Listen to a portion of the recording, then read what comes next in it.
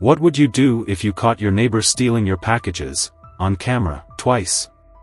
Would you march over and demand it back? Call the police? Or would you play it smart, knowing that this wasn't just any neighbor, but the Karen of all Karens, the kind who thinks the rules don't apply to her? Emily Parker had never considered herself the type to get into petty neighborhood drama. She liked to mind her business, keep to herself, and enjoy the little things, like ordering a thoughtful birthday gift for her mom and eagerly waiting for it to arrive. But all of that changed when a motion alert from her door camera made her glance at her phone. At first, she didn't think much of it. Probably just a delivery driver. But when she tapped the notification and the live feed loaded, her stomach dropped. There she was. Karen, in her oversized floral tracksuit and obnoxiously large sunglasses, was leaning over Emily's porch, looking around like a guilty raccoon. The way her head darted left and right before she casually bent down, grabbed the package, and strutted away, as if it was the most natural thing in the world, made Emily's jaw clench. This wasn't just some random porch pirate. This was her own neighbor. Emily rewound the footage, watching the scene again, this time catching the smug little smirk Karen shot at the camera before walking off. She had seen it. She knew she was being recorded. And she had taken the package anyway. Emily's hands gripped the edge of the kitchen counter. Unbelievable. This wasn't just some impulse grab. This was entitlement. And then, as if the universe was testing her patience, Emily's phone buzzed again. Another Amazon notification. Your package has been delivered. Her heart skipped. No. No way. She rushed to the front door, yanking it open, eyes scanning the porch. Nothing. No package, no delivery driver, just the distant sound of Karen's yappy little dog barking from across the street. Blood rushing in her ears, Emily slowly turned her head toward Karen's house. And there it was. One of her packages was sitting in plain sight on Karen's lawn chair, the Amazon Prime logo practically gleaming in the sunlight. Karen wasn't even trying to hide it. She was lounging beside it, sipping iced tea, completely unbothered, like a thief admiring her latest trophy. Emily took a slow breath, heat rising to her face. This wasn't just bold. This was war. Here's the continuation of the story following part 2, the confrontation and the setup, written with smooth transitions and engaging pacing. Stepping onto Karen's driveway, Emily kept her posture steady, gripping her phone in one hand, the incriminating video ready to play. She had no doubt Karen saw her coming, probably had the entire approach mapped out in her head, planning whatever ridiculous excuse she'd conjure up this time. Sure enough, Karen lifted her head, her lips curling into that infuriatingly smug smirk as she lowered her iced tea. "Oh, hi there," she chirped, feigning surprise. "What brings you over?" Emily didn't waste time. She tilted her phone forward, pressing play. The footage rolled, a crystal-clear shot of Karen waltzing up to Emily's porch, casually scooping up the package like she owned the place. The little smirk she had flashed at the camera before strutting off made Emily's blood boil all over again. "This," she said, her voice steady. "You took my package. Twice." Karen's face twitched ever so slightly, but she recovered quickly. Her sunglasses slid further up her nose as she let out a forced laugh, waving a manicured hand dismissively. "Oh, that? Honey, I was just keeping it safe for you. You know, with all the porch pirates around, I figured it'd be safer with me than sitting out in the open." Emily raised an eyebrow. "Really? Because it looks an awful lot like you just stole it and tossed it on your lawn chair." Karen huffed, leaning back as if exhausted by the conversation. "Oh, come on, you're being dramatic. I was going to bring it back, eventually." Emily wasn't biting. "That package was addressed to me, Karen. And it's not the first time. Give it back. Now." Karen's smirk flickered, her eyes darting toward the package still perched on the chair. For a moment, she seemed like she might actually hand it over. But in true Karen fashion, she doubled down instead. "Well, actually," she said, folding her arms, "I'm pretty sure there's been a mix-up." "How do you know it's even yours?" "Lots of people get Amazon deliveries. Maybe it was misdelivered." Emily let out a short laugh, utterly incredulous. "Are you serious? It has my name and address on it. Do you want me to pull up the tracking number too?" Karen let out an exaggerated sigh, clearly frustrated that her tactics weren't working. "Fine," she snapped, grabbing the package from the chair and practically shoving it into Emily's hands. "Take it. But next time, you should thank me for keeping it safe." Emily took a step back, clutching the package, resisting the overwhelming urge to roll her eyes into another dimension. "Thank you? For stealing my stuff?" "Yeah, I don't think so." As she turned to leave, she couldn't help herself. She tossed one last shot over her shoulder. "Oh, and by the way, I've already saved the footage. So if this happens again, I'll have no problem taking it to the authorities." Karen didn't respond, but the sudden tightness in her posture, the way her lips pressed into a thin, furious line, told Emily everything she needed to know. For once, Karen had no clever comeback. Walking back across the street, package secured, Emily felt a brief flicker of victory. But deep down, she knew better. Karen wasn't the type to let things go quietly. And something told her this was just the beginning. The next morning, Emily was jolted awake by the sound of furious knocking on her door. Not the light, neighborly kind, a rapid, aggressive pounding that set her teeth on edge. Groaning, she swung her legs over the bed, already guessing exactly who it was. Sure enough, through the peephole, there stood Karen, her arms crossed tightly, her expression twisted into something between outrage and manufactured victimhood. Emily sighed, bracing herself, then cracked the door open just enough to lean out. "Morning, Karen. Something I can help you with?" "You embarrassed me in front of my guests yesterday," Karen snapped before Emily could get another word out. "You made me look like a thief. And that is completely unacceptable." Emily blinked. She hadn't even had coffee yet, and already, Karen was trying to rewrite reality. "Karen, you are a thief. You literally took my packages off my porch." Karen made a dismissive noise, waving a hand like Emily was the one being unreasonable. "That's not the point. You didn't need to humiliate me like that. What if someone had seen you accusing me? I've lived in this neighborhood for years, Emily. People respect me." Emily could only stare. Respect? After everything? The entitlement was staggering. "Karen, what exactly did you expect me to do?" "Thank you." Karen exhaled sharply, shifting tactics. "Look, I don't want this to turn into some big drama, okay? I think we can settle this like adults." Emily folded her arms, curious. "Oh really? And how exactly do you suggest we do that?" Karen's lips curled into a forced smile. "Simple. You delete the video. Right now. No one needs to see it, and we can just move on." Emily let out a laugh before she could stop herself, the sheer audacity of it catching her off guard. "You want me to delete the evidence? The evidence that proves you stole from me? Yeah, that's not gonna happen." The fake smile dropped instantly, replaced by a cold, calculating glare. "If you don't delete it," Karen said, voice dropping to a low, threatening whisper, "I'll make sure you regret it." Emily's expression didn't waver. "Oh? And how exactly do you plan to do that?" Karen's hesitation was brief, but noticeable. Then, as if improvising, she sniffed, tilting her chin up. "You think you're the only one with cameras?" she said smugly. "I've seen plenty of things I could report about you." Emily raised an eyebrow, unimpressed. "Like what?" Karen's mouth opened. Then closed. clearly caught off guard.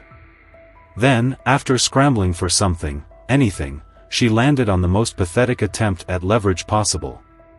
"Like your trash cans," she said, suddenly triumphant. "They're always left out too long after pickup. And your hedges, they're not trimmed evenly. That's against HOA rules, you know." For a moment, Emily just stared at her in disbelief. That was the best she had? "Karen," she said slowly, "if this is your idea of leverage, you might want to rethink your strategy. And for the record, my trash cans and hedges are perfectly fine." Karen's face flushed red with frustration, but instead of continuing the argument, she spun on her heel and stomped off, muttering furiously under her breath. Emily watched her go, shaking her head. Karen truly lived in her own reality, one where she was the victim in every situation, no matter how blatantly wrong she was. Still, as much as Emily wanted to brush off the encounter, an uneasy feeling settled in her gut. Karen wasn't done. And if her vague threats were anything to go by, she was just getting started. Emily barely had time to recover from the morning's ridiculous confrontation before she found herself dealing with an entirely new problem. By mid-afternoon, as she sat in her home office attempting to focus on work, an email notification flashed across her screen. The subject line alone made her stomach twist. "Notice of HOA violation, immediate attention required." Clicking it open, she scanned the message, her irritation rising with every word. The HOA was citing her for multiple infractions, including improperly stored trash cans, yard maintenance violations, and, most absurdly, unauthorized surveillance equipment, a clear reference to her security cameras. Cameras that, conveniently, had caught Karen stealing her packages. Emily let out a slow breath, forcing herself to stay calm. This was Karen's retaliation, plain and simple. She had wasted no time in weaponizing the HOA against her, using every petty rule in the book to try and make Emily's life miserable. It was laughable, really, but also deeply frustrating. She knew Karen had connections on the HOA board, likely someone who rubber-stamped whatever ridiculous complaint she filed without a second glance. Shaking her head, Emily reached for her phone, snapping a few fresh pictures of her front yard. Her trash cans were neatly placed against the side of the house, well within regulations. Her hedges were trimmed evenly, contrary to Karen's earlier nonsense. And as for the security cameras? There was nothing in the HOA guidelines banning them. She drafted a firm but professional email, attaching the photos and calmly refuting each accusation. There was no way they could enforce these violations without looking completely biased. But even as she hit send, a nagging thought lingered in the back of her mind. Karen wasn't the type to give up after one failed attempt. She'd push harder. And she'd get nastier. Her gut instinct was proven right that very evening when a sharp knock echoed through her house. Emily, already on edge, made her way to the door and peered through the peephole. Her breath hitched. A police officer stood on her front porch. Heart pounding, she unlocked the door and pulled it open, keeping her expression neutral. "Can I help you, officer?" The man gave her a polite but firm nod, glancing at his notepad. "We received a report of stolen property. Your neighbor, Karen, claims you have packages that belong to her." Emily blinked, her mind racing. Karen was accusing her of theft. A bitter laugh bubbled in her throat, but she held it back. Of course Karen was doing this. It was the perfect play. After being caught red-handed, she was now trying to flip the script and paint herself as the victim. She exhaled slowly, keeping her voice steady. "That's impossible. If you check my security footage, you'll see she was the one who stole from me." The officer raised an eyebrow. "You have footage?" Emily nodded, stepping back. "Come in. I'll show you." Pulling up the saved videos on her phone, she handed it over, letting the officer watch as Karen strolled up to her porch, swiped the packages, and sauntered back across the street like she owned the place. As the footage played, the officer's neutral expression hardened. By the time he handed the phone back, his tone had shifted. "Well, that's not the story she told us." Emily scoffed. "I'm not surprised." The officer made a few notes in his pad before glancing back at her. "Based on this evidence, it's clear you didn't steal anything. But I'd advise you to file your own report. If she's willing to make false accusations, she might try again." Emily nodded, relief mixing with lingering frustration. Karen had gone as far as involving the police. What was next? The officer thanked her and left, and Emily spent the next hour filing a formal police report against Karen for knowingly making a false claim. It might not lead to immediate consequences, but it created a paper trail. If Karen kept this up, she'd be the one facing legal trouble. Yet, even as Emily tried to shake off the stress of the evening, a nagging thought remained. Karen wasn't done. She'd push further. And Emily had a sinking feeling that whatever came next would be even worse. The tension hadn't even begun to settle when Emily received another notification, this time, from her security system. "Motion detected, front yard." Her stomach tightened. Not again. She grabbed her phone and pulled up the live feed, fully expecting to see Karen lurking near her property, concocting yet another petty scheme. But what she saw made her blood run cold. Karen wasn't in Emily's yard this time. She was in her own driveway, pacing, her phone pressed to her ear. Something about her movements, hurried, erratic, set off alarm bells in Emily's mind. Then, suddenly, Karen let out a sharp scream. Emily flinched. Even through the camera's tiny speaker, the noise was piercing, frantic. Karen stumbled backward, waving one hand toward her house, the other still clutching her phone. Her front window was shattered, shards of glass gleaming under the porch light. Emily's heart pounded. There was no way, this was real.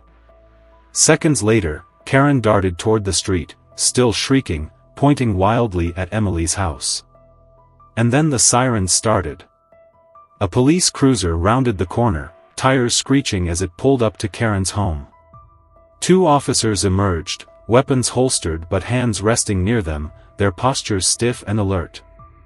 Emily's pulse thrummed against her temples as she rushed to the door. By the time she stepped outside, more neighbors had begun gathering at their porches, murmuring among themselves, watching as Karen played the victim with Oscar-worthy theatrics. "She was in my yard."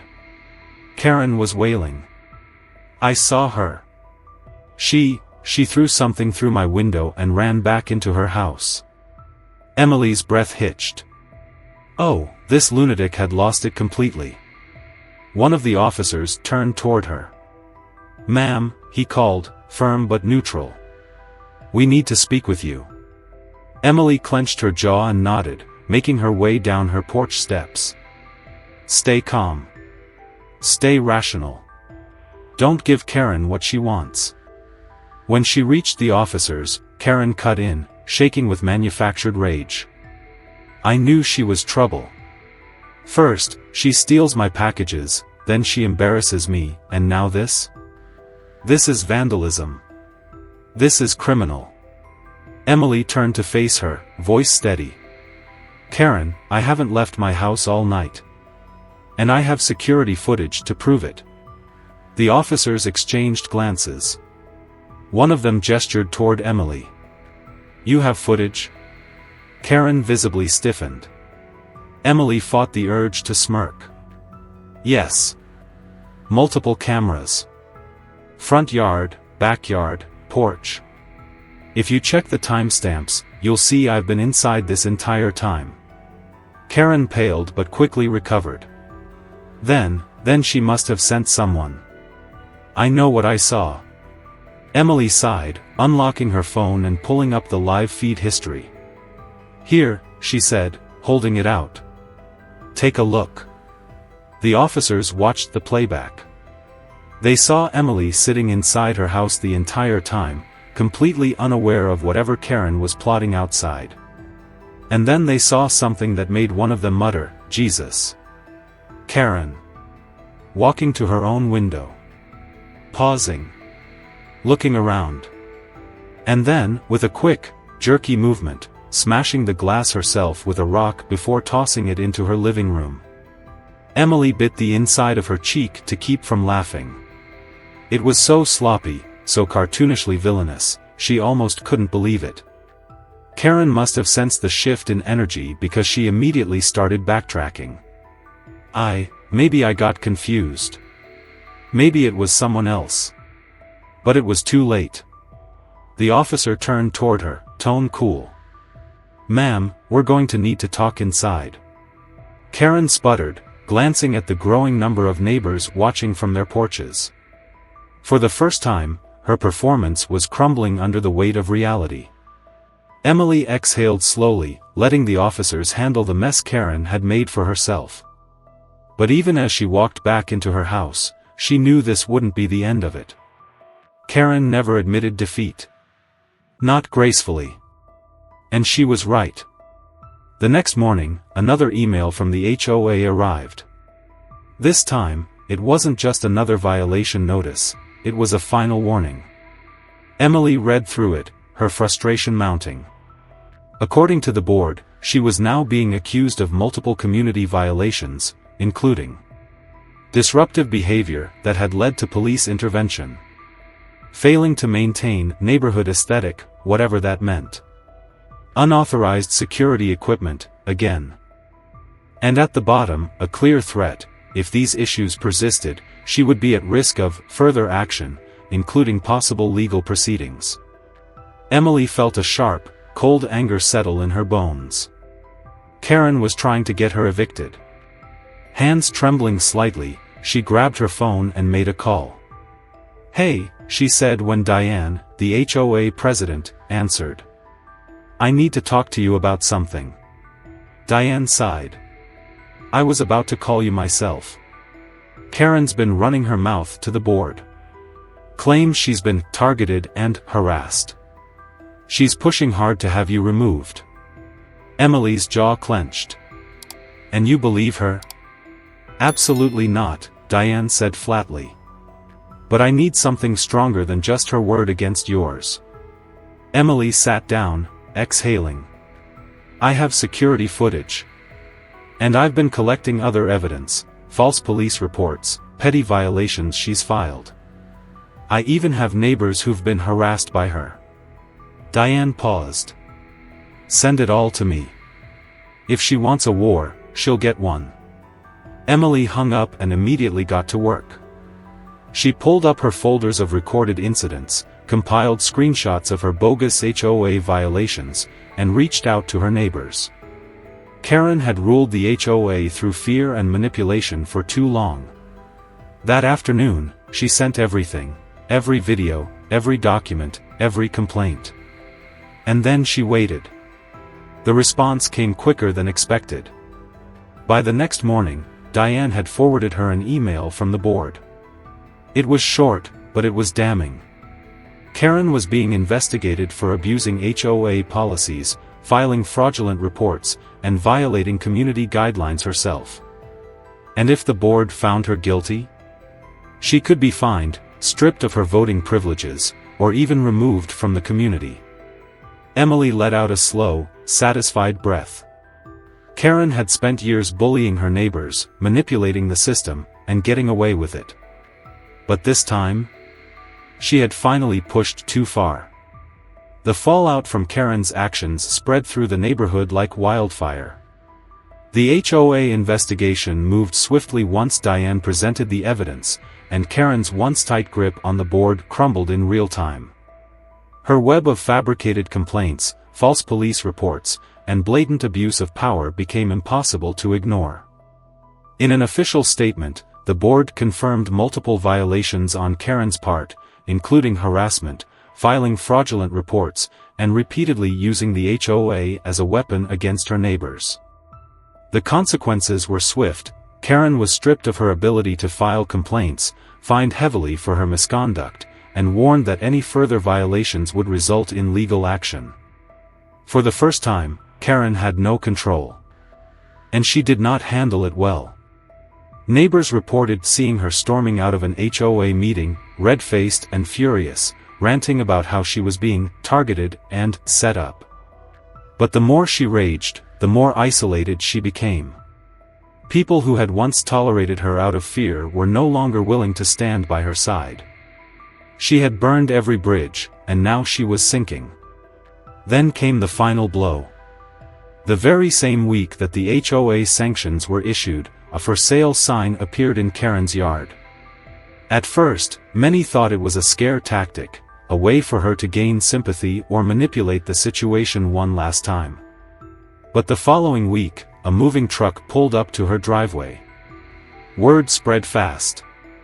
The entire neighborhood watched as Karen stomped around, barking orders at the movers, her face a mask of barely contained fury.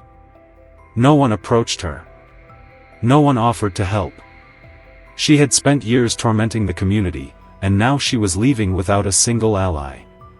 As the truck pulled away, a strange, unfamiliar silence settled over the street. It was the first peaceful afternoon in months. Emily sat on her porch, sipping a well-earned glass of wine, relishing the moment. She had fought back, not with pettiness, but with evidence, patience, and a little help from her neighbors. Karen thought she was untouchable, that she could manipulate the system forever. But in the end, justice had finally caught up with her. The neighborhood felt lighter, freer, as if an unspoken weight had been lifted. And as Emily sat there, basking in the quiet, she couldn't help but wonder, how many other Karens were out there, ruling their neighborhoods with the same toxic entitlement. Have you ever had to deal with a nightmare neighbor or an overbearing HOA? Share your stories below, let's see who had it worse.